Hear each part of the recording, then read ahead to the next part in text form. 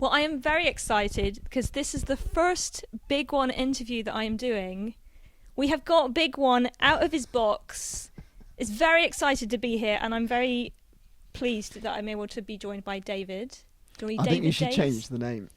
So you're going to jump in for the first interview and tell me to change the name? The Big One, yeah. It's been named Big One since 2004. It's been engraved as well, so I guess you can't change it. Yeah. There's a funny story with that, actually. Go on then. So originally it was just Big One. I'll interview you. Tell us the story, Kate. Yeah. So originally it was Big One without the hyphen, and then when Mont Blanc offered to engrave it for us, they put the hyphen in. Did they probably said, what does bygone mean? Yeah, probably. Yeah. I understand it. And yes, so this series is called Bygone. Bygone by Katie. Someone once, who was telling me it was something to do with a hyphen. It was a doctor friend of mine was saying that their colleague had to spell their name for their email address over the phone as a junior doctor, right? And their name's got a hyphen in it, so they said, well, whatever it was, Hillia hyphen Rose. Okay. And so it came out on the email, spelt out a hyphen HYP. Oh no. I was wondering if that says the same. Is it ONEHYPHEN? Maybe. Yeah. Maybe. Yeah. Yeah. Yeah. So it came back to us with a hyphen on it, and so the Big One name ended up with a hyphen. That's good. I prefer that. Otherwise, it would be Bygone. Would it? Yeah. It wouldn't be. Which isn't quite the message we're trying to give. Not quite. I also don't know which camera to look at, so I probably shouldn't look at any camera. Yeah, just whatever. Look at you. I'd look at you in the big one. Just look at them in the eye. Big One. The big camera. It's great. Yeah. Anyway, so how do you want to introduce yourself to Dave? To Dave? Yeah. How do you want to introduce yourself to Dave? Hi, I'm Dave. Hello. Is it David Days? Yeah, we can do if you like. Yeah. My real name is Days. David Payne. My stage name is David Days. Okay, David Payne. Yeah. I have the stage name David Days so that when I was a teacher, I could, when I did crazy things like knocking myself out on stage and going over global news, then people didn't realise that I was supposed to be a responsible adult. I like it. And teaching people's kids, I could hide behind the name. Never really worked, everyone knew that it was me. But it's all good fun. And the name was totally random. I don't know why we thought of it. We put on a Hypnotist show in the New Forest, and we just came up with the slogan, once you've seen David Days, you'll be dazzled and dazed for days. And we thought that was quite clever, but we only ever used it once.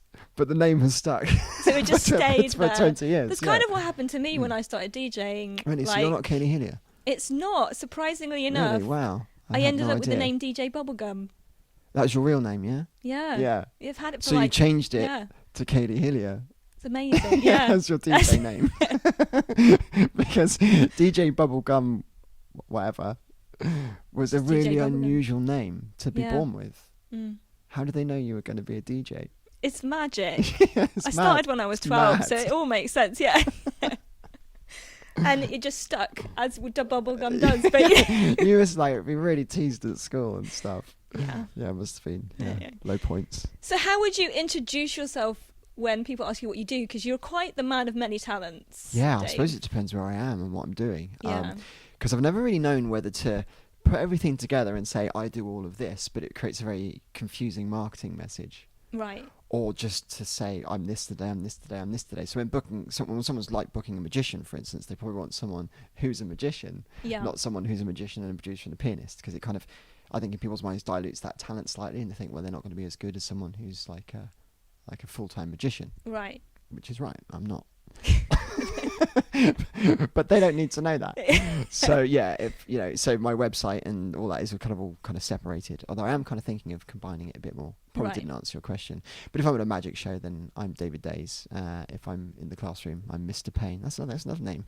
People call me Mr. Payne. That took a lot of getting used to. That was harder to get used to than my stage name. Really? Yeah. Wow, yeah, because people would say David Days, and I go, yeah, but someone in the class would go Mr. Payne, and I would ignore them because I didn't think they were talking to me. It's more proper, isn't it? Yeah. I can't imagine you being proper teacher mode. I know, it's like I had to be responsible. I got my teacher face. Like the teacher you have to act as a teacher, like a child does something really, really funny. Like on the first residential trip we had, one of my children got his head stuck in the railings of Buckingham Palace. Oh, wow. He put his head all the way through the railings. It went in all right. wouldn't come out. Well, like right on the yeah, properly. gate. Yeah, so the like the horse guards were like right here, like facing me. You know, they're not allowed to laugh when they're on duty. So they got this like 10-year-old kid with like really big ears and like a freckly face with his head stuck in the bars, and the teacher's trying to pull him backwards and forwards, and they're trying not to laugh because they'll get like thrown in some kind of military prison or something like that. Yeah, we couldn't get him out. Like about 15 minutes, the teacher's kind of like lifting him up and down, trying to find the place where the bars were walked, where his head went in, because it must be able to come out. Yeah. And in the end, one of the other teachers had the brainwave to get all the children's sandwiches, and we took the butter out of the children's sandwiches. Oh no! And we wiped it over the back of his ears. Really? And he popped. Yeah, true story. Yeah. That's and he popped awesome. Out. Yeah, I don't know why I told that story. There was a question at the beginning of that which I've completely forgotten. It's just who you are. Like, you're a man with so many different things to your name. Yeah. You know, But just to let the listeners kind of know what you do. So you're a magician. Yes, and I'm a teacher who gets children's heads stuck in railings and Buckingham Palace. That's what I do. That's your sales point when you're a teacher. Yeah, that's how I got the job. Yeah. In fact, when I went for my latest teaching job, I'm not a teacher anymore. I've left. You know, who would stay? But but my last teaching job on the interview, the head teacher always Googles all of his candidates to see if anything. Oh right. Okay. And I'm the only person that anything has ever come up for in this. Googled my name, like loads of crazy stuff kind of like came up. Stuff. Yeah, Crime Watch and all sorts. Yeah. Oh, okay. Yeah. Well, we might get into that a little later. It's a very popular name as well, David Payne. Actually, I've been in dentists before. Payne's quite. Yeah, but popular. David Payne. So, but you know, often people like in a dentist they go David Payne. Like 3 of us will stand up. It's happened. Yeah. I did a gig at Blandford Army Camp, and they said they had about 30 people with my name on site. I don't know if they're exaggerating, but it's a really popular name. I had no idea, so I changed it to David Days. There you go. Which is even more used and more popular. So is it? So I changed it again to Hugh Janus. There you go. So I've settled on that one. When those I like that those 3 names, you should be able to find Dave somewhere. So you're a magician. Yes. Pianist. Yes. Teacher. Yeah. Music producer. Yeah. Hypnotist. Yes. Have I missed anything? County chess champion. Really? Yeah. Oh, there you go. There's another one. National swimmer. Great. Yeah. I mean, the list goes on. Yeah. There's a bit more. Probably a music manager of some kind. Manager. I don't know. I just do stuff. Just do stuff that takes your fancy. Yeah. It just keeps me interested, really. Okay. Yeah. So it's just kept Phantom you going. pianist. Oh, phantom That's kind of related pianist, to pianist, but guitarist, backing track maker. I play the CD player. Do you? I do. Is it good? It's not a bad CD player. I mean, the left talent. speaker's gone, but yeah. Yeah. About 2 years. So let's take it like right back then. Okay. Like kind of young Dave. 13.5 billion years ago or whatever. I don't know how old you are. I'm not going to ask that question, but like, young Dave. Yeah. What did he want to be when he grew up? That's a good question. Yeah. I've always loved music and performing, I think, and magic for as long as I can remember. But my parents were very kind of traditional. My dad was a policeman, my mum was a nurse. And I don't think they were particularly ambitious at that stage. They are now. Now they can see what myself and my family could do, because my family are entertainers as well. Right. And they've been very successful too. They're more behind us now than they ever were. And they were never not behind us. They always encouraged us to do what we like to do, but they never really thought that it was a proper career. Yeah, I think you know, especially more arty sort of careers or jobs. Yeah. They are quite difficult to get into. They are. And they're not necessarily like a very obvious track to do it. No. So it's not something that you kind of, you know, I think I have the same problem when I was growing up, and it's kind of, I had my parents' support, but it was also like, are you sure you want to do this? Because this is difficult, you know. That's right. Well, I think they grew up in a generation, like they were post-war, and, you know, they were about survival and putting food on the table. Yeah. But the world has changed a lot since then. And I kind of learned a lot from my brother and my nephew, who have always been full on in the music industry. And it's just what they've always wanted to do. They've always just done that, and they've been very successful at it. And it only took me 46 years to realise that you get better at what you do. The more you do something, the better you get at it. So if you want to be a music producer, then start being a music producer. Yeah. You know, you might not earn a massive amount to start with, but after a while, people will come to you to get their music produced. You know, if you're a teacher or you work in Tesco's or something, people are going to come to you to kind of buy turkey. Not if you're a teacher. That's true. They probably wouldn't come to you to buy turkey. But, and I kind of really learned that. And also, how much money do you really need? my philosophy now is if you can survive on doing what you love, then why not do that? Yeah. What's the point in earning 40 or 50,000 a year or more if you're never around to spend it? And that was the problem with teaching. As much as I loved it, and I did very well at it. I was a very successful teacher. Were you a teacher for? About that long. Really? Yeah, a bit longer than that. More like that. 20 years. 20 years. Yeah, and I was a really successful teacher. Mm-hmm. I always used to get outstanding in all of the Ofsted inspections and like any observations I had and things. And the pupils in my class always used to make a lot more progress than most pupils in most other people's classes. Yeah. So I was pretty good at what I did, but it was 70 hours a week. Yeah. And I worked out my minimum wage because people think teachers have holidays and that they don't. Like, we don't have weekends. We work on Saturdays. We work on Sundays. So when you're working out how much holiday a teacher has, you can eliminate those 104 days from the year that everyone else gets. Yeah. Because we work on those days. And we work in the holidays as well. We have to prepare stuff when the children go home. So I remember working for a couple of years over the past few years where I only had 3 days off. 3 days in the entire year where I didn't do anything to do with teaching. And most days I was working between 8 and 14 hours a day. Anyway, I worked out my minimum wage. Okay. It was like £6 an hour or something. Oh, wow. It was lower than the minimum. My hourly rate was like Yeah. lower than someone who works in McDonald's or something. And that's just because of all the stuff you had to do outside of Yeah. being in the classroom. That's right. I mean, the salary wasn't bad. It Yeah. was like I was the top grade for a teacher. It was like 40,000 a year, but I was working all the time, and I never had a chance to do any of the things that I wanted to do. And I remember about a year ago, I just had a sleepless night, and I thought, what am I doing? I've got all these things that I could do. I'm only going to live once. Yeah. My niece had just died of a brain tumour, and I'm thinking, I could be dead next year. What am I waiting for? Yeah. So I sat down. This is like 4 o'clock in the morning. I was supposed to be teaching the following day, and I thought, never mind. And I just wrote down all the things that I could do instead. I'm just going to do that. Because it worked out, like, I'd be earning, once I built things up and was earning the money that I knew I could earn at that, I'd be on more than I was as a teacher for, like, half the hours. Yeah, and it's just a something that no-brainer. you really enjoy. Yeah, exactly. Not that you didn't enjoy teaching, No. but yeah. So that was it. And I've loved it. I've had the best year of my life. 46, and Really? I've had the best year I've ever had, yeah. That's really, really interesting. Yeah. So when did it all start for you then? Because obviously young Dave kind of started to get started to get into some of these things. What was the first one that you kind of there's latched so onto? many. There's so many different things. Yeah. The earliest one I remember is my parents worked shift work, so they always used to leave us kids to it. And I had an older brother and sister, so they always kind of led the way. Mm-hmm. And we just used to have to entertain ourselves. And of course, we never had computer games or anything back then. So the only way to entertain ourselves was just to create our own games and adventures. And we used to like write songs and write plays and perform them to each other and perform them to our cousins and things that came around. Yeah, and that's carried on through even now. Our family's always had a massive party atmosphere, and it kind of goes back to learning how to entertain ourselves as kids. My brother got into magic when I was about... He was 6 years older than me. I was probably about 6. He was about 12, got into magic, and used to buy these like Paul Daniels magic tricks and show them to me, and I was amazed. So that's what got me into magic in the early days. That got me interested in that. It's like a typical younger sibling copying what Yes. your older sibling does and then becoming better. So good job I didn't copy everything that he does, particularly driving his car into a forest. Like going to a bend and going straight on. Yeah. I didn't do that, Matthew.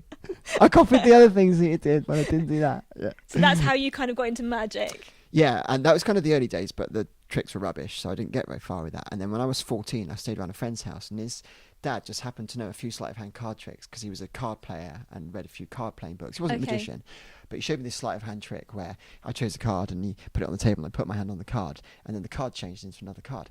And until that point, I thought that could only be done with the camera trick. I had no idea you could do the stuff like David Payne does on TV in real life. And you can. And my world opened up at that point. It's like, I know what I'm going to do now. Yeah, so I kind of like dedicated all my time as a kid to kind of learning that and getting. So that's where magic started for me. Right, okay. At about the same age, my mum took me to see Hugh Lennon, who was a hypnotist at Weymouth Pavilion, and my brother was on stage and he got hypnotised and he became Daphne the ballerina. And again, that was one of the most hilarious things I'd ever seen. And to me, that's unbelievable because all the stuff I'd done up to then was like a trick. Yeah. This clearly wasn't a trick, but it was incredibly mysterious. And so I thought, right, I want to do that now. So for a lot of my early for my teenage life, I wanted to be like a professional hypnotist, and I pursued that for a very, very long time. there's a whole story there and how that kind of ended and things, which we might get onto, but that's not the question we're answering at the moment. But that's where I kind of got the initial spark for my hypnotist. I suppose there's key points throughout my entire life where something has happened, just a moment. Yeah. Maybe it was a minute of something that transformed my entire future and made me kind of know what I wanted to do and got me excited and motivated about what I wanted to do. The music, Matthew, my brother, was the musical genius, really. He's always played. I've always been surrounded by it for as long as I can remember, because he's played the piano since he was 6, since I was born. So I've never really considered life without music. Yeah. You know. And so when I was about 14 years old and my parents made me go to piano lessons, which I hated at first because I used to go to this old witch called Mrs. Jones, and she was very terrifying and would try and hit your hands with a ruler and stuff like that if you did it wrong. Eventually, at age 14, they found me a really brilliant piano teacher called Lynn Mullins, who does lots of stuff with WOW and Weymouth Operatic in the town. And I related to her really well, so I stuck at it because I liked my teacher. Yeah. Not because I particularly liked playing the piano, interestingly, but I just liked my teacher. And I did that for 3 or 4 years, got to grade 4, and then my brother said, "Oh, why don't you play it like this?" And he suddenly, and it was literally 5 minutes. He said, "It all fits together like this. These chords go like this goes with this. You do that, learn this arpeggio, and you'll be able to play by ear." Oh, wow. So, and I go, all right. And I did it. And I learnt. Literally, I had no lessons to play by ear. My brother showed me in 5 minutes what to do. That's amazing. And I worked it out. Obviously, from then, it was years of practice to develop the level of dexterity that's required. Yeah. But that's when it all clicked into place. So my brother has a lot to answer for. Probably the reason I'm a magician and a musician and following all these things and following a career as an entertainer is because of him. That's really interesting. Especially sort of how you mentioned that there was like kind of like key points where you saw either something was introduced in your life and you kind of latched onto it. Yeah. Or that you learned something. You know, if you hadn't had those moments where you were introduced or you got to try something out or experience something, then you probably wouldn't have got into any of those fields. That's right. That's crazy. And to me, that kind of lifestyle is normal. So we've got a crazy family that entertain people all the time, but it took me a long time to realise that not all families are like that. Oh, right, okay. You know, and of course not, because not everyone's exposed to that. No, that's true. People are exposed to different things. They're good at other things because they're exposed to, you know, maybe someone is good in business because they've grown up with people that know how to run a business. Yeah. You know, or someone becomes a doctor because their parents are very well educated. You know, breaking out of the mold is actually quite difficult because people don't realise what's possible. Yeah. I'm fully of the mindset that anybody of reasonable intelligence can achieve pretty much anything they put the mind to it if they put in the hard work to do it. Problem is, at a young age, people don't really realise whether they can or even what they want to do. Choosing options is a little bit like choosing a menu at a restaurant, isn't it? You get 16 years of old, you get presented with this menu of life choices, and you go, I'll have that one. And I chose my first career in mechanical engineering probably as like that. That was what you chose at school, mechanical engineering. Yeah, I chose that as quickly as I might have chosen, you know, prawn cocktail. Yeah. And it sets off a whole course of your life, which I've slowly clawed back to the direction that I wanted it to go in. See, my parents wanted me to join the Royal Navy, which is very hilarious. They used to send me off on Navy trips and things. Yeah, I've even been winched between 2 Royal Navy ships in part of a Navy drill when I was like 14 years old. They winched me from HMS Boxer across to the Royal Yacht, gave me gin and tonic, age 14. I staggered around the deck thinking that the stabilisers on the ship were broken, and they winched me back again. Yeah, so I had an interesting experience. But they kind of thought, well, you know, do well at school, do well at maths and physics, you'll be okay. So I did well at maths and physics. And of course, because I was good at maths and physics, I then, engineering is the obvious option because that's what I was good at. You know, they discouraged me from doing options like music and drama and all the things I loved because they didn't feel that it would be a good job. So by the time I got to 18, I hadn't really developed my skills. Yeah. You know, I developed other skills. I think there's also like, I think it's quite overwhelming, especially when you're younger as well, at like 16 picking your options, or 18 when you have to like choose if you go into uni or something, that's like the be all and end all of what your life's going to be like. That's right. And it's not. No. Like you know, what I'm doing now is nothing like I thought I was going to be when I was 16. That's right. It just wasn't going to work out that way. And that's right. And I think even now, like, and you found it, you know, what you're like 46, you said? Yeah. You can change. Yeah. At any age, you could just start doing something different. And as long as you've got the drive to put the work in, I think that's very key. And like you said, learning it and keep applying it, you know. Yeah. A lot of things that I've learned, you know, you don't just pick it up. I'm one of those people, I don't get it easy. I don't just pick it up and then it's like all there. I have to put a lot of work in to actually get somewhere. That's right. I'm the same. Yeah. But people don't see that.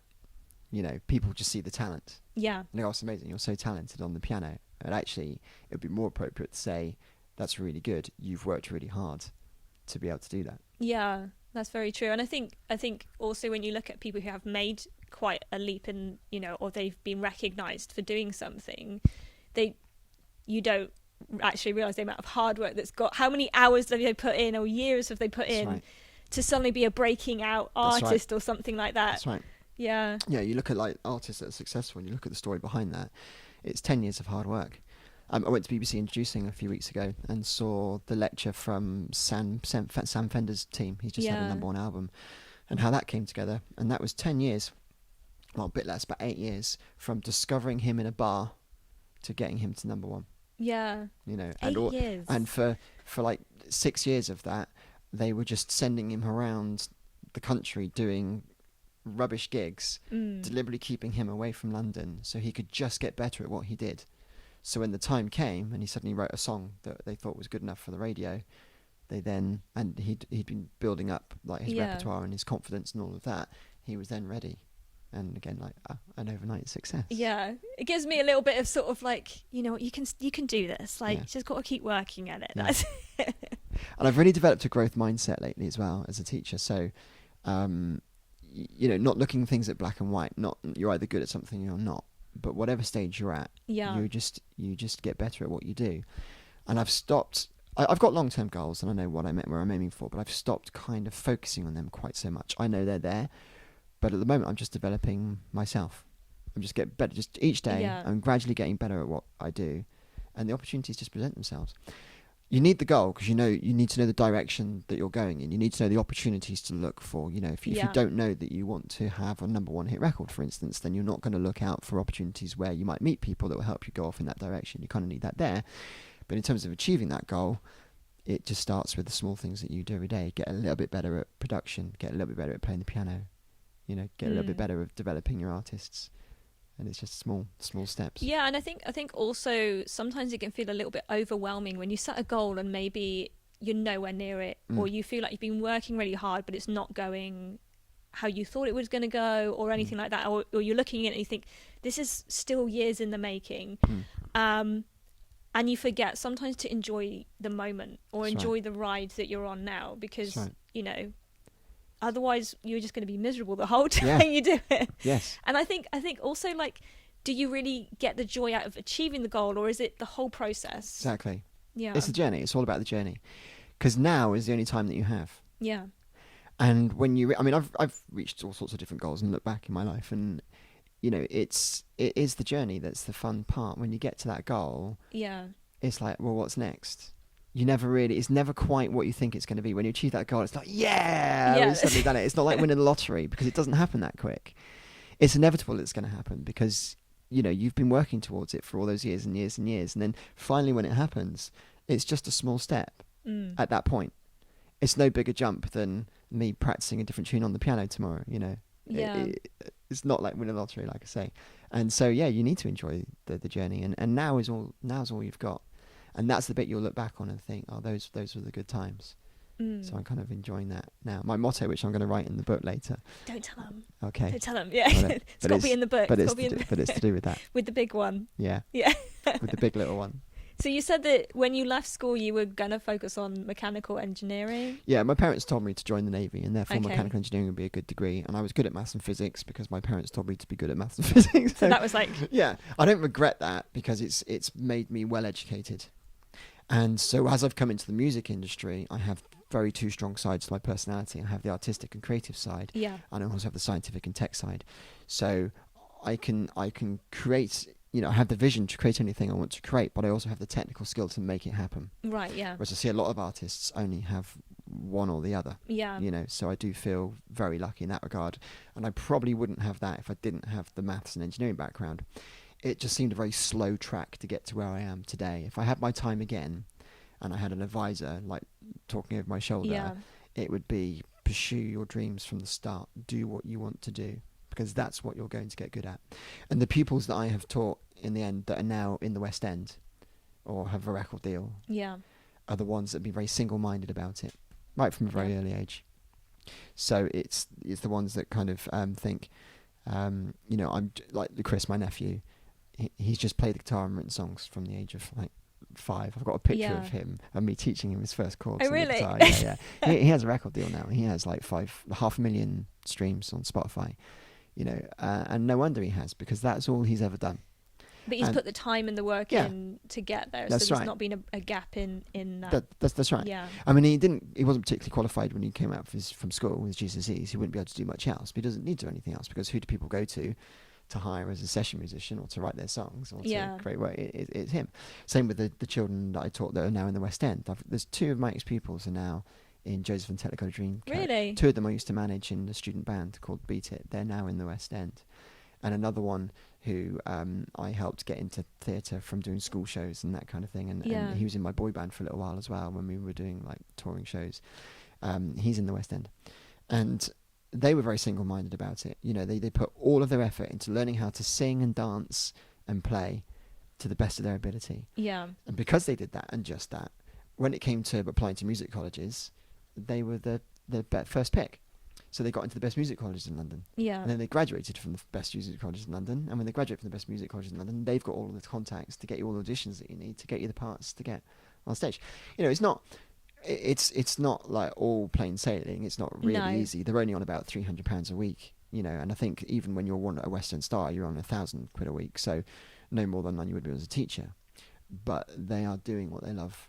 Yeah, they're doing something that they enjoy. So my main advice for anyone getting into performing, if they really want to do it, is just focus on that. And don't have a backup plan. Don't have a backup plan. Because if you don't have to, you never will. That's true. Yeah. If you have a backup plan, you will use it. Mm-hmm. And that's kind of how I've been for the first 46 years. I have less of a backup plan now, and I'm much more. I've gone further in this year in my entertainment career than I have in 20 years. Really? With a backup plan. Yeah. That's really interesting. 100%. And because you use your backup plan, I taught and tried to entertain at the same time, and I just didn't have time to do both. And it was the entertainment side that kind of suffered. Yeah. I've nearly made it all the way on several occasions and fallen at the last hurdle. And it's mainly because I've never really dedicated everything I had to it, because I always had something else going on at the time. Do you think that's partly because you have a safety net? Yeah. And then also, because I find working and trying to do creative things at the same time, your kind of mind is split half the time. So it's very difficult to kind of delegate your time, where you get home from work and you're exhausted. Yeah. And then you don't feel like you're giving 100% to what you really want to do. You're dedicating half your time to it is the problem, or less. Yeah. If you are wanting, say, to hire a singer for your show, are you going to hire the person who's been singing for 365 days a year, or the person who's been singing for 50 days a year? You go for the person that's done the most and will be the most trained. That's really interesting. Like if you're gonna have an operation in a hospital, you're gonna get it done by the person that's had 10 years of medical experience, aren't you? That's a trained surgeon. You're not gonna go to Charlie down the pub who's done it a bit at the weekends. Yeah. And the entertainment industry is no different to that. If you want to be the best of the best, you've got to put more hours in than everybody else. Same with football, the same with anything. Yeah. Put the hours in. And even then you might not make it. But when it comes to the music industry, does that matter? Do you have to make it all the way? Because as a gigging musician, if you're fairly good, you can get between 150 quid and 250 quid a gig, right? And you can tend to get gigs on Fridays and Saturday nights if you're good. You tend to get booked up pretty fast. So you're earning 300 quid a week anyway, just with a few hours work, essentially, with the rest of the time off to work on your talent and get better at what you do. Plus, if you go busking like I do with a hood on my head and play the piano, you can earn as much as 200 quid a day. Sometimes it's less, sometimes it's more. Yeah. But even a struggling musician, as long as they're not lazy, and that's another problem. A lot of musicians struggle, not because the money's rubbish, but because they're lazy and they just do the art side, they don't do the business side. Yeah. That's right, exactly. So if you get out of the bed in the morning and go busking, instead of lazing around, you're going to be on the same wage as someone who has a boring office job, even if you don't make it. Yeah, I think that comes down to kind of what your definition of success is. Yeah. But if your definition of success is money and related to money, let's put a figure on that.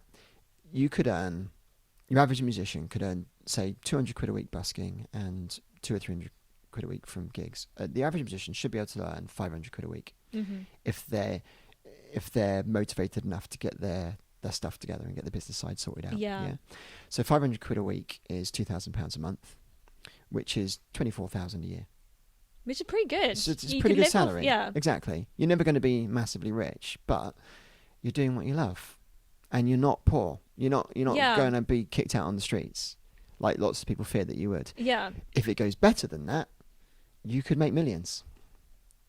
That's the risk you take. Yeah. And, either way, you're doing something that you enjoy. And I think that's the main thing is, I think I often kind of check myself and think, I'm spending most of my time over here doing this job. What does it actually mean to me? Like, do I enjoy it? Is it fulfilling? And then you kind of end up asking yourself, but if I have to spend so much time of my life doing this, shouldn't it be either something you enjoy or something that's actually fulfilling in a sense? Yes. I don't know if that's selfish or whatever, but Not at that's all. kind of, you just kind of think you only get to do this life once. Yes. Exactly. So you want to enjoy the ride to some extent. Exactly. You almost stole my line for the book, but not quite. It's like that, but it's a little bit cleverer. It's clever. You're gonna like it. I like it. But it's very much to do that. That's my philosophy. I find you get a lot of pressure from other people though. So that's the really tough thing to deal with, is because life is also about relationships. Yeah. It's about having a family. It's about having a wife. It's about having friends and having time for them, and they don't always go hand in hand.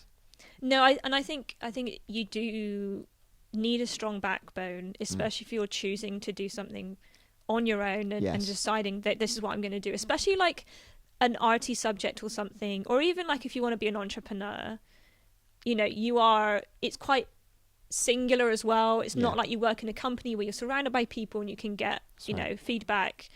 And so you kind of have to find a network, you have to find people, but then you're also surrounded by people who might be like, are you okay? Can you do this? Exactly. And so it's very much a singular road, and you've almost got to be strong enough to be able to keep to that. Yes.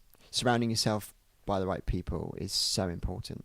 Yeah. Because, if you're told your whole life, you can't do that, you will limit yourself without meaning to. Yeah. You will have negative thoughts, negative self-talk, and you will never step out. Whereas if everyone's always telling you, oh, yeah, that's really good, you can do that, then it makes a much more difference to your motivation. I'm very lucky. I have a life partner who is very supportive and lets me do what I want to do. Yeah. She doesn't have like the musical gene, I would say. She's musical, but she doesn't love it like I do. It's not the be all and end all. If she could choose, she would probably say, well, why don't you just go and be a teacher? Because it's a lot easier.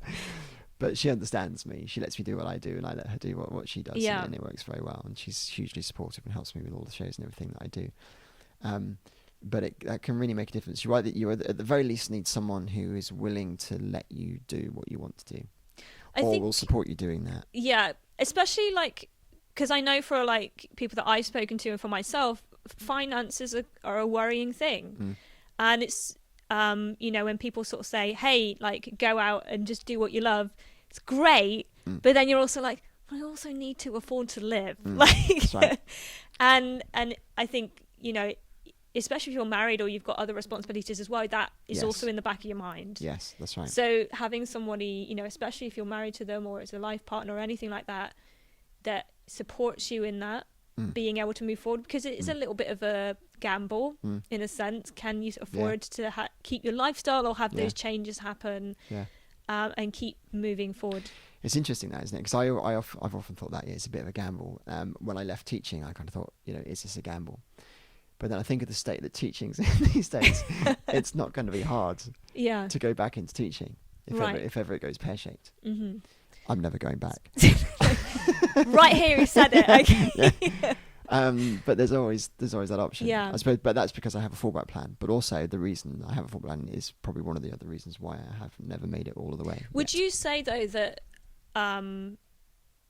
obviously you have the qualifications to be able to be a teacher? Obviously, and you've kind of got to the position where you've kind of stopped teaching, you've gone off on this route to do what you love, right? Yeah. So would you say that it's easier because you've got the finances and the support behind you to do that? Because if you were 18 doing it, you might not have been able to do that. No, it's much easier for me now. Mm-hmm. But then in this game, age isn't on your side. Yeah. So if I know now what I knew then, I would have done things a lot differently, and I just would have gone for it. Right. Because okay. at 18, 20 years old, I could have been promoting myself. I know how to promote people now, and I know how to like create music, create music videos, but I'm promoting other artists because I'm past it. Mm-hmm. If I'd realised and trained early enough to make myself a better performer, particularly a better singer, I could have gone a lot further. That's really interesting. In the music industry. And I don't think it is about the money. Obviously, you need enough to live on, but you just need to work out what do you really need. Like my good friend Fraser Mitchell, he's a producer. We often have these conversations late at night.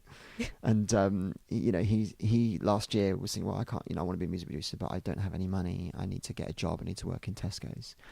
What do I do? And I said, just don't do it. Stay as a music producer, otherwise you'll only get better at selling turkey. Right. And he did. And he's now starting to become one of the more established music producers in Weymouth. And he's still not super rich, but he's making enough.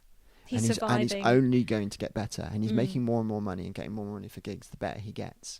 So he's surviving at the moment. He's going to be better than surviving in a year or two. And in 3 or 4 years' time, he's going to be the go-to producer to go to locally. Another friend of mine, Martin Rees, I taught him magic from the age of 14. He decided he was going to go to London, just throw it all in and just go for it. Yeah. And it wasn't going very well for him initially because London's really expensive, and he was about to throw the towel in and come home. He actually had a job as an estate agent as well. Oh, interesting. And trying to do close-up magic. So he was making contacts there. Initially, first year, job as an estate agent, taking up too much time, doing a few gigs. Yeah. Decided to go part-time as an estate agent, give himself a bit more time to build up a few more gigs. Got to crunch time. He didn't have quite enough money to stay. Shall I come home or shall I not? He even had his bags packed. Really? Yeah.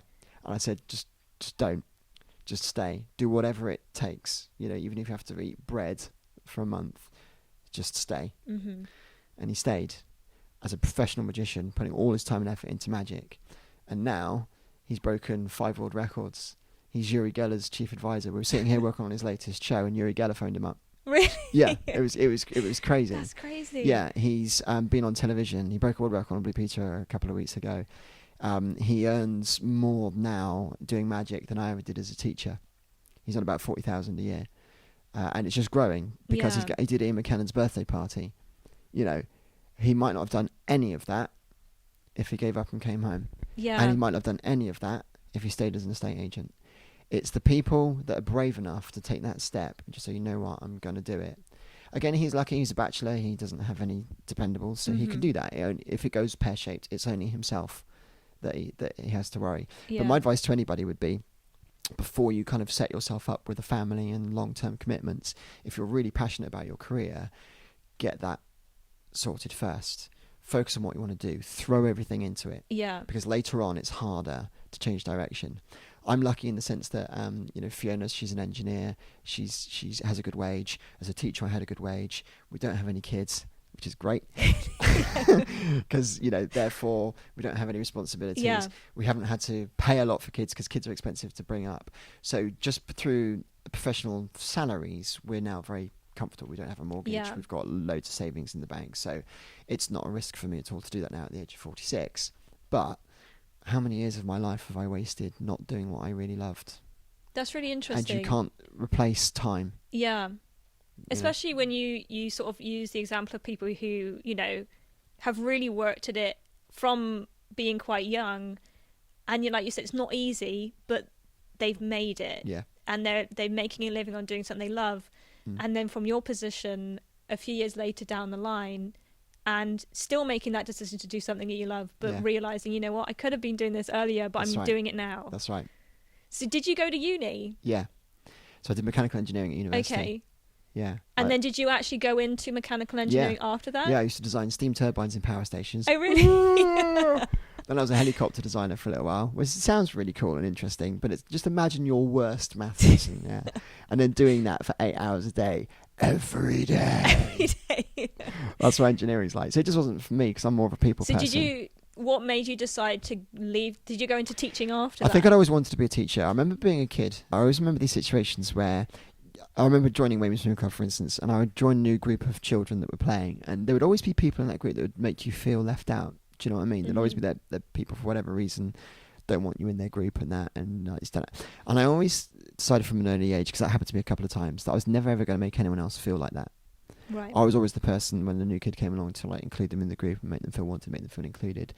And through that, I guess I started to enjoy kind of teaching people and showing people things. So even as a kid, I always enjoyed showing people and making them feel good and positive, and the fact that they could achieve and join in with things. Yeah. So I think I've always had that passion there about teaching. So that really, if I was going to choose a career, that's what I should have done. I should have like just missed out engineering altogether and just gone for teaching, because that's kind of what I was born to do. That's interesting. It's just the government treat teachers like rubbish, and so it's just I wouldn't recommend it to anyone these days. What level did you teach at? Was it primary school? Yeah, primary school. Okay. Yeah. Why primary school? Because you can teach all of the subjects, so I'm not Okay. just like a mathematician, because I've got the music and the sport and all the other things I love to do. It gave me, at least had a job where I could kind of use all of those skills. So you had like a little bit of the music and some Yeah. artsy stuff, and then obviously your sciences are Yeah. in there and things as well. Yeah. So So it was was an kind of interesting career. It was never comfortable. boring. Yeah. It just was too time consuming and stopped you from achieving your own personal goals. And how long But did you not do anymore. that for? That was like a good 20 years. 20 years nearly. teaching. Yeah. Wow. Yeah. Without any sleep. It's just like, just one Totally all the way through. 20-year long math lesson. Poor kids. Came out at the end with long beards and stuff. Yeah. But yeah. So But we got what through was it then that was like, I want to do this. I want to stop doing teaching. It's always been there. I think I've been into performing since I was an engineer. In fact, since I was at university. So you've I always just had never that in the really background. realised that I could, and I also had no indicator as to how good I was. Right. I didn't think I was that good. I'm probably still not, but I've got a better idea now of what good is compared to other entertainers. Yeah. You know. Were you doing it alongside the teaching, like doing gigs trying. and all stuff? Yeah. Okay. But it was just it was too much. I mean, I nearly had a career on television while I was teaching as well at the same Oh, time. I had two things going. Yeah, I was approached by MTV, had an interview in the MTV head offices to do a Hypnotist show in America. Oh wow. Yeah. That's crazy. And that nearly happened. It just Mm. fell apart at the last minute because the production company didn't have the finances to create the program they wanted to create. So at that- no and that point was you it. were like, you know what? I must have been good enough for them to think that they could use me in this program, even though it didn't work out. Mm. But yeah, like sometimes your confidence is like, but really, am I this good? Yeah. Or is Yeah, like, yeah. But also with hypnotism, it never turned out to be what I expected it to be. oh, Well, that's interesting. yeah, the whole hypnotism conversation is really interesting. I don't know how long you've got, but this is really fascinating. Okay. So hold on, everybody. Yeah, hours later.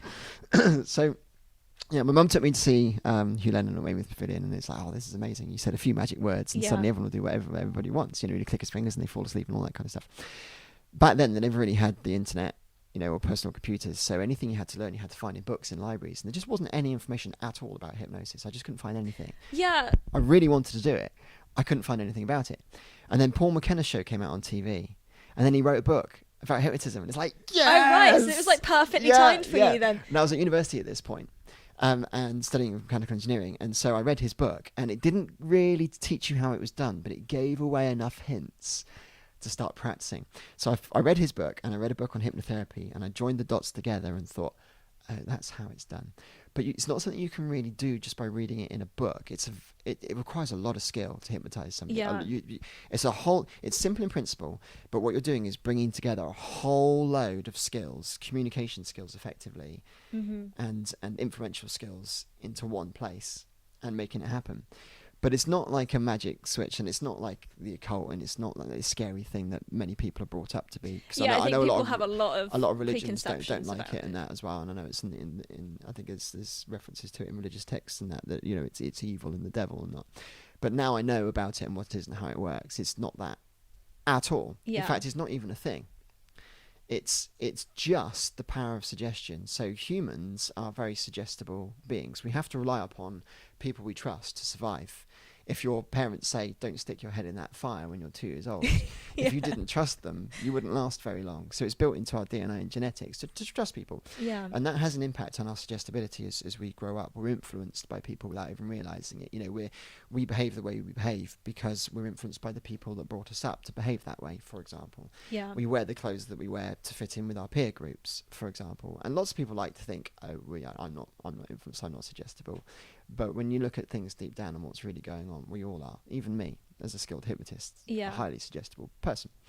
And so all hypnosis is making the most of people's suggestibility. Okay. And some people are more susceptible to suggestion than others because of the way they've been brought up. Some people are brought up to be a lot more on guard, a lot more skeptical. Other people are brought up to be more relaxed and more trusting. Yeah. And so hypnosis is not, you don't like say these magic words and then somebody falls asleep and then they suddenly do whatever you tell them to do. Yeah. They just look like they're asleep. But the reason they close their eyes is because you told them to do that as a hypnotist. You told them when I click my fingers you're going to fall asleep. Okay. They're not really asleep. They're just like acting like they're asleep, so to speak. And when you're saying, you know, your feet are stuck to the floor, they know their feet aren't stuck to the floor, but they can't bring themselves to move them because the person in a position of authority has said that they can't do it. Right, okay. And again, people experience that to different degrees. Some people just play along so they don't look like an idiot. Other people generally can't move their feet because a person in authority has told them, a bit like the Milgram experiment, electrocuting people. Yeah. That all kind of stuff. It's all interconnected. It's all related to those things. So anyway, hypnosis is a lot more difficult than you think it's going to be. When you go into hypnosis, you think, I've just got to learn the magic words and then boom, I can do it. Oh, there we go, yeah. But it's not like that. So you go out and you book a theatre and everybody pays to come and see you, and you've spent like £2,000 or £3,000 hiring this theatre. Okay. You spent 3 months actually trying to get people to come to the theatre. Eventually it's show night and you've just about broken even, so you've made about £10, you know, on your You're show, like, the yes. theatre show. You've made 10 quid. You're standing on stage and you've got 20 empty chairs. And it's like, okay, in 10 minutes I might still have 20 empty chairs, because it's not like music or magic where you can rehearse your stuff and just go and do it, Yeah. and the audience either like it or they don't, but you can still say, well, I've given you a show. In hypnosis, if you don't have the right volunteers, So you have to there's have no results. show. That's right.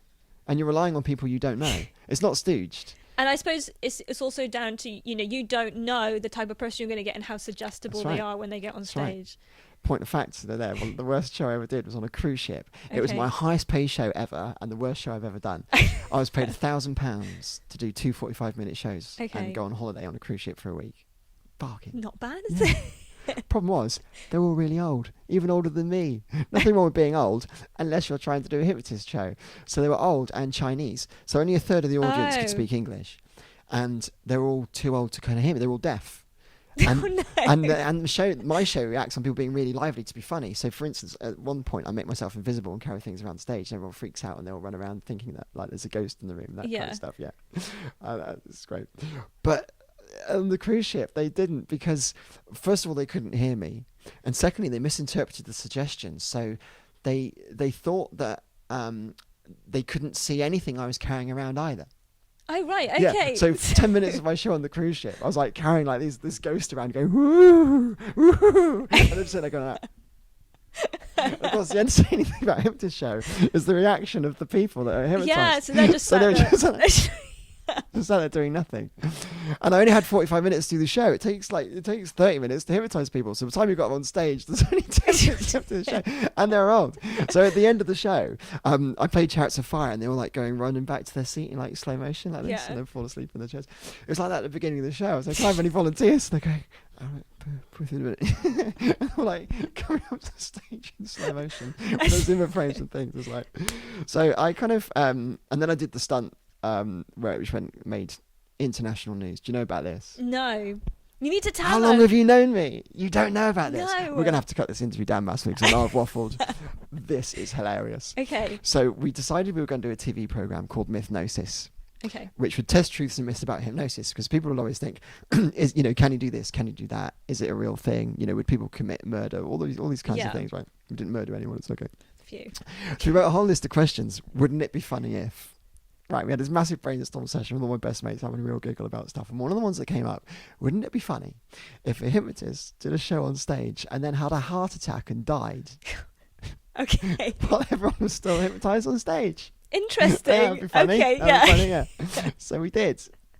So I hired a theatre, put on a proper theatre show, and at the end of the theatre show, I pretended to fall over and knock myself out, Right, okay. and everyone was left hypnotised on stage as Martians. So how did that go? With no means of coming out of the trance. It's a genius idea, isn't it? Yeah. So I got my friend to film it in the audience, and he sent it to News of the World, just pretending he was an audience member. He said, "Oh, I saw this last night. It was hilarious." And News of the World got hold of it, and the next day, all of the national press are phoning me up. Seriously? Yeah. So we played hard to get because we wanted them to kind of create the story and dig even deeper and come up with some kind of weird story. So I said no comment. So then they kind of thought that it was true. It really happened, that it wasn't a hoax. They thought it was a real story. So they started interviewing everyone that was at the theatre and stuff. And it was in all of the national newspapers, not just in England, across the world. It was on Fox News in America. Really? Yeah. It was on Sky News in Australia. Hong Kong even made an animated television program out of it. About it? Oh yeah, you've got to search it. Search "Hypnotist fall over, knocks himself out" on YouTube. But a third one that comes up is a Chinese animation of me with this hilarious Chinese like voiceover going, like trip over like face plant the floor. So I was on the Jeremy Vine show. I was on Have I Got News for You, and then I clip of it on Have I Got News for You, like all in the course of a week.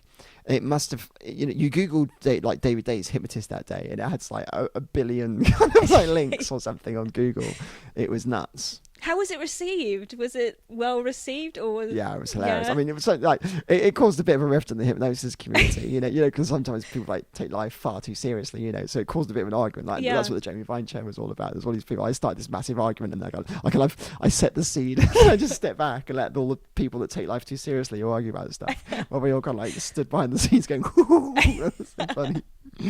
But no, it was just a great laugh, and that's what led to getting recognised by MTV. Right, okay. To do and it's funny, you could put all this money and effort into promoting yourself. All it takes is one gem of an idea that captures people's imagination. It was a piddly little 100-seater theatre on Portland, which I hired for a tenner. Where you did this? Where we did it. That's it was Royal Manor crazy. Theatre on Portland. Lovely place, but not a big place. No. And my mate's mobile phone. There you go. And a really good idea. It wasn't even a good video. It didn't even look convincing. Yeah. Yeah. But it got out there. That's crazy. So search David Day's Hypnotist falls over, knocks himself out, something like that. It'll come up on YouTube and Google. It's everywhere. It was the second most read news story in the BBC that day, and it's the one that they picked as their favourite news story at the end of the year when they did their Christmas version. Really? Yeah. Man, I just think that you inspired a Chinese animation. I did. Out of something you did. Yeah. That's crazy. I know. I That's influenced the world. But the reason I didn't pursue hypnosis in the end is it just wasn't me. Lots of people within my circle of friends didn't like the fact I was doing it very much because they didn't really understand what it was. And I have a lot of religious friends, and they don't understand it. They're not, they're told that it's not good. Right, they don't really know what it's about. It's not evil, but you can't change people's minds. No, I didn't realise people from that mindset. thought that way about hypnosis. Yeah, no, well, not everybody does, but a lot do. And so it didn't feel congruent. It didn't, when sometimes you're moving towards something, it just feels right and everything's behind you. It never ever felt like that. It was always a struggle. And I also didn't like the fact that you'd go on stage and there'd be 20 empty seats, and you might still have 20 empty seats at the end and have to say, "Sorry, I've just hypnotised you all to show, just think you've seen a really rubbish hypnotist. I'm Paul McKenna, good night," and then quickly run off stage. So I kind of dropped it because of that. I was good at it, and people loved it. And people often said to me, "Oh, why did you stop doing that?" Because your shows were hilarious. They loved it. It was a really good show. Probably the best live show I've done. But it doesn't feel as good as it does now, like promoting Asher, like managing Asher and producing Asher, and doing that. That just feels right. That feels what I was born to do, even more than the magic, which I also love and I was quite good at. That just feels congruent because everybody's behind it and everything's forging forwards. Yeah. And every time we put something out there, everybody gets on board about it and they share it and they think it's great. It just feels like the right thing to do. I think that's really interesting though, because I don't think you really find out what you enjoy unless you try different things. Yeah. True. And although you found a number of things that you were good at and that you enjoyed doing, you found one that just kind of poked its head up more than any of the other ones. I think if anyone ever said to me, what could you do if you never failed, if you could write the script, it would be music. Have a Really? number one hit record. That'd be what I'd want That to would do. be your... My main ambition for life is just to be happy. That's my mantra for life. Yeah. And to make everyone else around me happy as well. I worked that out at about age 20. That's the first thing that it says. I got a little goals book of things I want to achieve. And that's the first thing it says. And that's the thing which has never changed. Just be happy. Yeah. And whatever it takes to be happy. But happiness comes from different places. It comes from within mainly. If you're unhappy when you're not successful, you're going to be unhappy when you are successful as well, because it's a state of mind. Yeah. It's not really linked to money. Although, if you've not got very much money, that could be very miserable. So there's a certain kind of amount of money, I think, that you will be comfortable with, where you can then go, I can be happy now. Yeah. Yeah. But beyond that, riches, I don't think, really make you happy. I'm not super wealthy. I'm not a millionaire. I'm not far off it, or in terms of assets and things. But I was no more happier now than I was at university when I had just a few £100 in the bank. Yeah, when you're living off student meals. Yeah, I know, but it's because I still had ambition. I knew where my life was going. I knew what I was doing. Yeah. So that was my mantra: be happy. And then my kind of first goal: what would I really love to do? What would I be happy doing? Would be making music. And the thing that would enable me, in my mind, to make music for the rest of my life would be to have a successful record. Interesting. Because then I would earn money from that, and then I'd be Yeah. able to do that and not worry about having to get a rubbish job. Yeah. So my mantra is be happy and make everyone else happy as well.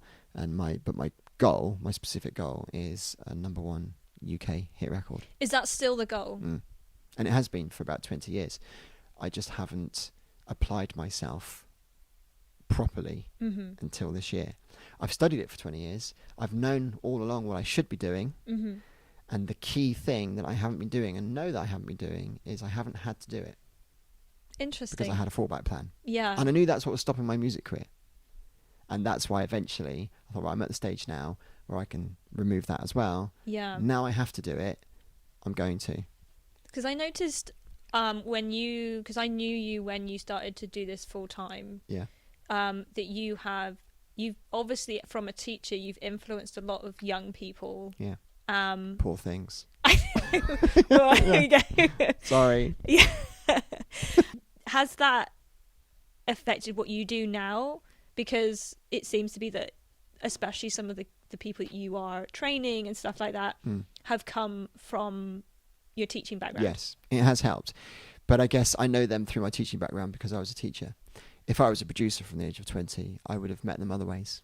Do you think so? Yeah, definitely. Because I'm meeting people now. Yeah. As a producer, I'm meeting other people that I could have chosen to produce and manage as well. Interesting. Yeah, that I never taught. Yeah. However, the fact that I met Asha and she was in my class, that was the catalyst for me saying, now's the time. Someone like this doesn't come up.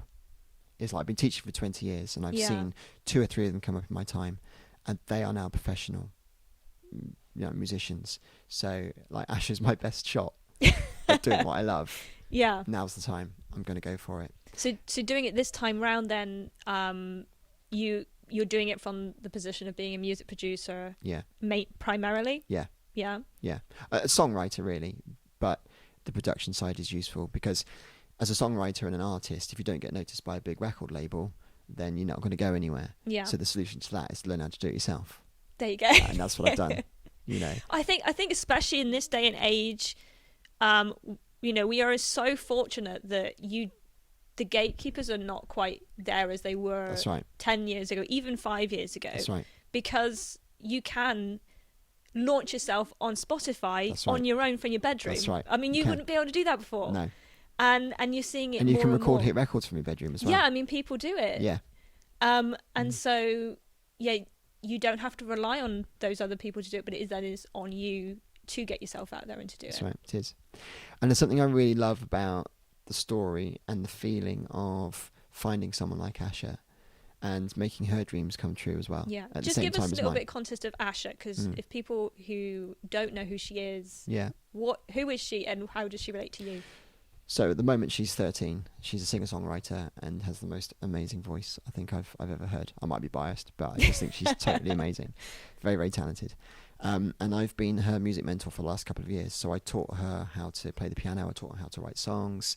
I've taught her bits of singing. Other people have taught her how to sing as well. There's all sorts of people that are kind of involved in her development, but I'm the main person who kind of, so she was in my class from the age of 9, and through musicals and things, because I write musicals and all sorts, so I did all sorts of things at schools and shows and that. And through the shows that we did at school, I noticed that she was pretty talented. You know, one of the most talented pupils I'd ever seen. And I didn't do anything for the first couple of years because it would have been a bit biased because she was in my class. I just kind of held back and just like treated everyone the same as I always did as a teacher. But then when she came to leave year 6, that was decision time. And I thought, you know what, I'm going to do it. So I approached Ash's parents and said, look, I'm thinking of leaving teaching. They were the first people to know. Oh, really? Yeah. That's really interesting. I want to like become a songwriter and a music producer, and I'd like to train up Asha so she can follow us on that journey. And, you know, are you interested? It's like, yes, yeah, definitely. Yeah. And it started from there. And, was it something she wanted to do as 100%. Well? She came to me in year 6 without knowing anything about my background and said, just with the things I'd done with her at school, like the musicals and being on Air FM. Yeah. Air 107.2, sorry. And so she just said, I'd love to do this like for the rest of my life. And I kind of said, she just kind of came out with it. I can't even remember where we were when she said it. Yeah. But I remember her saying it. And I said, really? Do you really mean that? You know, I didn't tell her what was going on in my head. Yeah. No, I really do. I definitely want to do this. And I could see that she meant it. And I could see that she was good. And I could see that she could achieve it. And over the next, 2.5 years that have been since then, and I've been training her, she hasn't lost any of that spark and ambition. In fact, it's just grown stronger as she's beginning to realise that she can do more and more and get better and better and better at what she does. So it's the perfect thing because, you know, I've had mentors that have had #1 hit records. So I get a lot of information from the music industry about how it's actually done. I know the path. I know what needs to be done. I just need to do it. You know, so Asha is the talent and I've got the know-how and the connections, and you put the two together and it's just the perfect combination. You know, I think it's going to take a lot to stop us. I believe more now than anything, and anything that I've ever done before, I believe that I can achieve this. And it's because we've got everything perfectly in place. We've got the super talent. We can make everything that we want to make ourselves. You know, we've got the studio, we've got the videos, we've got the know-how of how to promote ourselves. We're getting better and better as we go along all the time. We're still on steep learning curves. But I could see it going all the way. It's just a matter of time. It's a matter of time and chance. Yeah, and hard work to sort of get it there. Yeah, but that bit we're doing. Yeah. You know, we're going at it full on. So the hard work is there. The hard work's there, the talent is there. And success is that. It's just talent and hard work. Yeah. And so we're just enjoying the journey, and it's just a matter of time. That's it, just a matter of time. Watch this space. Yeah. That's it. Yeah. Just hoping she still wants me to be helping her when she's made it. Yeah. But you know, we've written up a management contract now, and she wants me to stay with her to the age of 21. Interesting. And if I've not helped her make it by then she's better off with somebody else anyway. But she will still be young enough to do it. Yeah. So I won't be holding her back. She's planning to go to Brit School as well, where we'll make loads of connections in London. So she would graduate from that. That's where a number of people went people like Adele and Jessie J and Leona Lewis. And so when she graduates there, from the age of 18 to 21, she would have made all those connections at Brit School. I've got 3 years to help her make it while she's at university, if that's where she goes. So is your main focus on Asha, or do you do other people as well? Yeah, it is. I mean, I advise other people, but not in the same way as Asha. So it's a bit like Jerry Maguire. I'm much more like Jerry Maguire than Simon Cowell. And again, this comes back to me like being happy and how I enjoy life and how I want to live my life. And so, I'm not really interested in just going around and finding the next big thing and then quickly trying to make them famous. And I also don't yet have the right contacts to do that anyway. I'm much more interested in the fairy tale, you know, taking someone from a very young age, discovering them, helping them all the way, make it all the way, and I'm on that journey with them. That's great.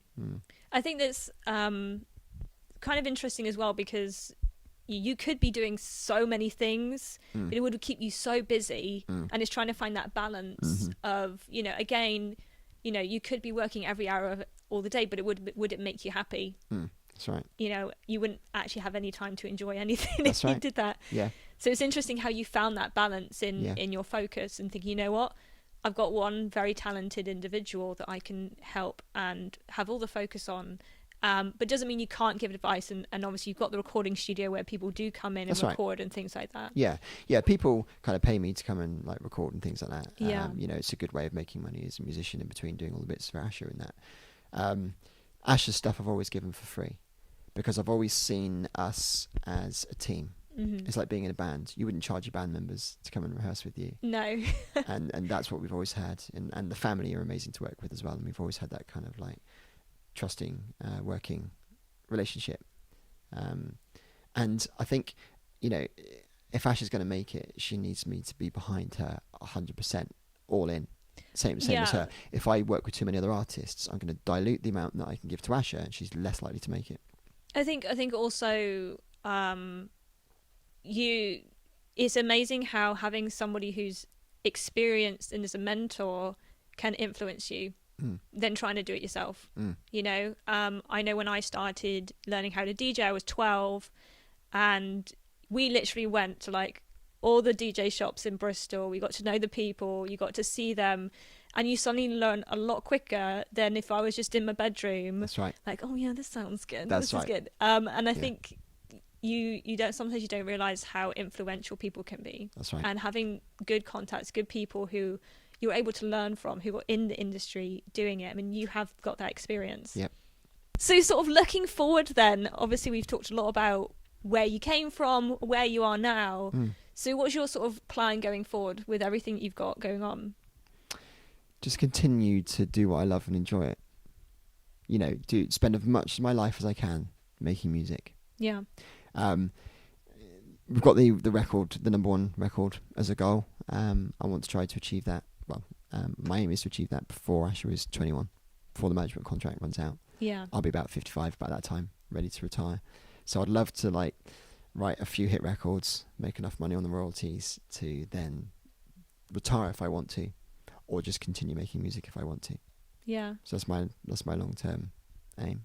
It's nice that you have something as well that you love doing so much that it's something you want to just keep doing. That's right. And I think that's sometimes the goal, is just finding those things that you'll always find joy in. That's right. No matter what. Because one of the things I always find fascinating, what you're doing with Asher especially, is you've got some very creative projects and ideas that come through videos. I mean, you're busking, and you did the whole £200 dog bowl that happened.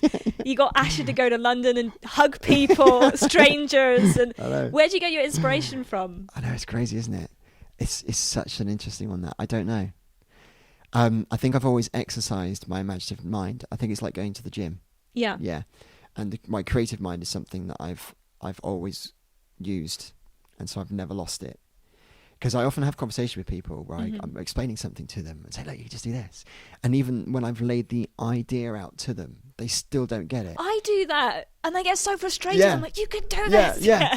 And it's like, why don't you get it? And they just can't visualize it in the same way that I can. Yeah. And I was going to say, quite often, most of the time, like 90% of the time when I'm doing shows and that, I literally just have to say to people, just please do that, do that, do that. Trust me, you'll see. And then it comes together and they go, I see it now. I see what you mean. And it's made me realise that I'm really lucky. Yeah. Because most people don't seem to be able to do that. And I don't know why I can do it, other than I've just always practiced doing it. So where do I get my ideas from? I guess I'm interested in entertainment, so I'm always watching videos. I'm always like listening to music. I'm always thinking about what could we do. But I don't know how these ideas came up. The Hypnotist idea came up with the brainstorm. That was probably the biggest one I've ever done, which had the most attention from anybody, like going all over the world. That was just a brainstorm and a bunch of mates. And always when you've got a group of people, you're going to have more ideas than you ever will on your own. The banter that goes back and forth. Someone says something that then leads you to think of an idea that you wouldn't have thought of otherwise. Even if it was you that came with an idea, you still might not have thought of that idea unless you were within that group of people having that conversation with them. The dog bowl, I'd always had in mind that I was going to do it like a year or so before, like the busking crew said, oh, let's go and do something. And then I just fit the idea that I had a year ago to what was going on now, and I thought, oh, that idea fits this at this time, so we'll do my idea there. But the idea for that, I just thought, if you're going to, what would make a good music video? And I don't know, because we're busking, and I thought, well, what would you do with the money to busking? You'd give it maybe to a homeless person, and that would be a really sweet thing to do. Yeah. You know, that for that homeless person. Also, it would be like a really nice moment to share with people on video as well. And then I kind of thought, but you're not really supposed to do that. So, what's the next best thing? Well, why not go into a charity shop and just give them the money? You get the same experience of that person's reaction when you give them all that money for something that they really love. Yeah. And it's suddenly turned something very visual. You know, everyone gives money to charity, but you never see the impact it has on the face of the person you're giving it to. That's true. And that's where that came from. That made that visual connection for me. We've got an idea there's a song on the album called Throw Your Arms Around the World, which is about on Ash's album. Yeah. About helping Africa. And for years I've had this idea of taking Asha to Africa and helping a school. Right, okay. And filming a music video with them and raising money for them with that song. Mm-hmm. And that's going to happen, but now's not the right time.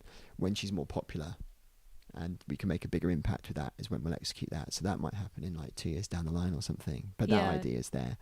And again, it's just turning like an idea for a song into something visual. You know, if you've written a song about helping Africa, what would you do? You'd go to Africa, you know, and film it. And it's not limiting yourself. Often when I brainstorm with people, this is important. When I brainstorm with people, they have limiting beliefs from the beginning. This happens very much in magic. It's like, let's create a show. What do you want to do? And they go, I don't know. You know, I say, well, let's make a card appear on the outside of the window. And they go, yeah, but I don't know how you would do that. I say, yeah, but it doesn't matter. You don't need to know how you would do that. We just need to know we want to do it. Let's create a show, visualize a show of what we want to happen, and then we'll work out how we're going to make that happen. There's always a way, and there is always a way. And that's the way I write shows with Martin and how he put his BGT stuff together and his blindfold attempt and all that kind of stuff. And when I'm working with people, it's really hard to get that over to them. It's like, no, forget the methods. Forget what you know is possible. Yeah. Just imagine big, and then cut back afterwards. After you've had that big, don't limit yourself at the start. Never limit yourself at the start.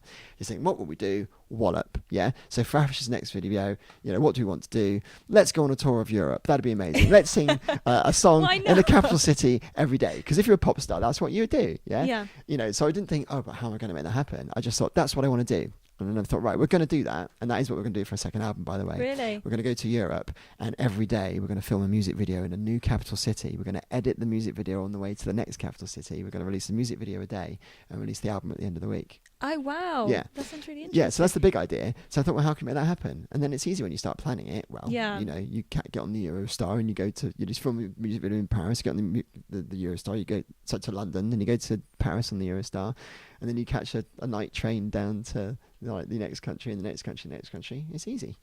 Yeah, it's from then it's just logistics. I love how you said as well, like, often you limit yourself before you've even started. Yeah, and that's so important that you know you don't do that. So yeah, the dog bowl. I'm just trying to think like how I got other ideas. Also the hugging idea. Yeah. So that was about if you want to change the world, it starts with me. It starts with you. So to me, it's logical. It's about two people, isn't it? It's about two people connecting, and if everybody did that, the world would be a wonderful place. And what's the easiest way of showing people connecting? Give them a hug. Give them a hug, yeah. So then what should we do? Let's film it in London because there's lots of the song is really about diversity and acceptance. Mm-hmm. There's no point doing it in Weymouth, you know, when everyone's white. Yeah, it doesn't come over the same. Where we're going to find lots of multiculture in London. And also London's a perfect place to film a music video with Asha because people will see her in London, and like the music capital, and think that she's from London. Mm-hmm. And if they live in London, might book her to do gigs there. And so we thought, what should we do? Let's go to London and ask people to hug us. As you do. Yeah. Yeah. Easy. Who inspires you? You do, Kaylee. Oh, thanks. I appreciate that. Yeah, you do. Yeah. Because of your positive outlook and your willingness to help other people. Because that's what I'm all about. And so knowing people like you makes me become more like the person I want to be. Oh, thanks. Yeah. It's made me all self-conscious. My brother is a massive inspiration. Yeah. But funny enough, most of my inspiration now comes from people that I'm helping rather than people that I look up to. So, and it's also funny, I've never really wanted to be anyone else. I've never been jealous of anybody. Okay. And so I don't look up to my brother in that way. I don't want to be him. Mm-hmm. Sorry, Matt.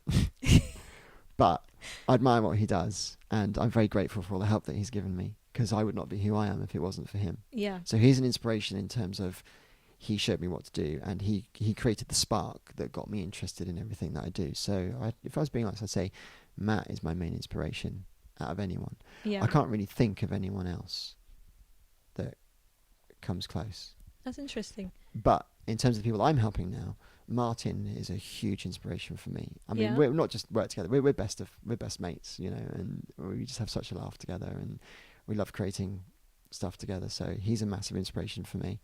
Asher is a huge inspiration for me. You know, I do what I do in the music industry because of her. Yeah. And without her, I wouldn't be where I am, and I wouldn't be doing what I'm doing, and I wouldn't have the drive that I have. So she inspires me. Asher's mum inspires me. Anna is just the most incredible person. You know, she's so easy to work with, and if she wasn't ready to like drop things at drop of a hat and suddenly drive to Wales at last minute notice to film a music video for Trust one crazy just guy. for one clip and come all the way back again just to like do a promo for XR, and still continues to trust me if I say, dude, we need to do this, and she's well on it. So and she's so caring. She's like Mother Teresa. Oh, you know, right, she yeah. looks after people. If people are worried, if there's someone that doesn't have a place to stay, she'll put them up in their house, for example. She's the person behind the scenes that always makes sure everyone's okay. Fiona, my wife, is amazing. You know, she inspires me because she's just like a Trojan, really. She just works and works and works. Yeah. And quietly behind the scenes makes everything that I do possible.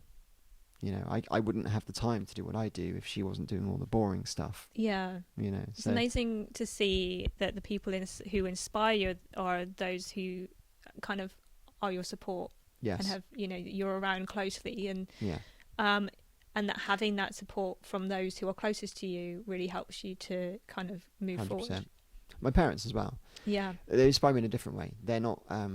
They didn't really ever show me how to be good at what I did, and they never really sent me in the direction that I wanted to go on. But they've always taken an interest in what I do. And the biggest lesson any parent can learn, and I know this as a teacher, Yeah. is just take an interest in your child. There Just you go. take an interest in them. You don't have to do anything else. You don't have to be highly educated. Just be interested in what they're doing, and they will flourish. The children that are ignored by their parents, or the parents don't want to hear them read, or they're not interested in the project they're doing, they give up. Interesting. Why would they? Why would they bother? Yeah. And you know that comes from the influence of those that you feel closest to. That's right. Yeah. Yeah. Name one highlight of something you've done that you've really appreciated over the last however many years. Yeah, it's interesting. My whole life feels like a highlight. It sounds so corny, but it does, because I'm always looking for the next thing which is going to make me happy or enjoy myself. Yeah. So the one I'm going to choose today is Ash's music video, If You Want to Change the World. The one that you just released. Yeah. Oh, that's really cool. Yeah. That's the one where you went to London and you did the hugging and everything. Yeah. Why is that? Because it's just the latest thing that I've done, and I enjoyed it. Yeah. I'll pick something else next month. I like picked something it. else a week ago. Well, I think especially because you know, I've spoken to you before, and you have so many different stories of things, you know, like hypnotizing some celebrity or doing, you know, magic trick over here. And it's really nice that you kind of also have that living in the now moment, so you're appreciating the now. That's right. Yeah.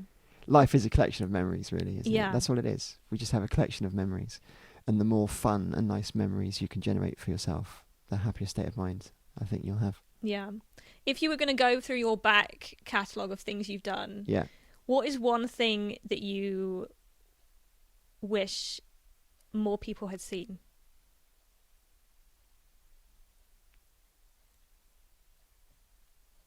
Don't know, really. More of everything. Just the whole thing? Yeah. Yeah. Because everything that I've done and I wanted people to see, they've seen it. But the numbers could be bigger, for example. You know, like Ash's latest music video. What you would say is the most underrated? Yeah, I can't think of one. I think most things have done what I expected them to do. That's great. But something like Ash's music video, that's doing what I expected it to do, because we're not that well established yet. You know, it's had like about 1,000 views a day or something. It's on like 4,000 views, which is nice. But I think that's such a lovely message to give the world. I would love everyone in the world to see that. Yeah. And I think, you know, people don't appreciate the amount of hard work that went into that video. I mean, you know, it was getting your whole team weeks. up to London. That's right. The amount of people who willingly gave up their time to help you do it. That's right. And That's the yeah. amazing thing. I'm so blessed with the number of people that would just help me do stuff for free. I don't know why. It's they good do. to have that type of connections. Yeah. But I guess I've always done that for other people. Yeah. And what goes around comes around. That's very true. Yeah. Yeah, so it's always worth doing things for others. Yeah. Because you get enjoyment out of doing it. But it does pay back. That's not why I do it, and that's not why you should do it. Mm-hmm. But it does have that repercussion. Interesting. Yeah. Well, thank you so much for talking to me today. You're welcome. Especially taking the time out of your day and meeting me, and for doing the big one as well. I'm gonna now sort of get you set up so you can write. You get one page. Thank you very much. Which is an A5. Got it here. Do we film the writing of the page? We will be, yes. Oh, okay. So we have our journal. So I write it and you kind of like speed it up afterwards, and then I do the big reveal and I turn it around and show everybody what it is. What we're probably going to do is I'm going to stop the video. You could sing a song while I'm writing it or something like that. My lovely singing voice. Nobody wants to hear that. So you get one A5 page to leave a message. Yeah. That you want people to know you by. Yeah. And it's very exciting. You're going to be the first writer that I've done the big one with as well, because everybody else in here, my dad did. So I'm very excited to be able to do this with you today. Let's do it. I hope the pen hasn't run out over the past 4 years. It's all right. I've check checked it. We've got new ink in the big one. He's had a good clean out as well. He's had a bit of a pampering session, so he's all ready to go. Is there anywhere that you want people to go to find out about you, or anything you want to leave people with? Please don't do that. Well, I want to share my message with them once I've written it. Okay. Yeah. Sounds good. Yeah. Okay. No, thank you so much. But if you want to find me, it's I've got a website, www.daviddays, DAVIDDAYS. If you see what I did there. .co.uk. Fantastic. Right. And thank you so much. If you wanted to keep up to date with the big one, hold on a second, Dave. Hold on a second. Getting too excited. Please subscribe to the podcast or to the video, whatever you're watching this on.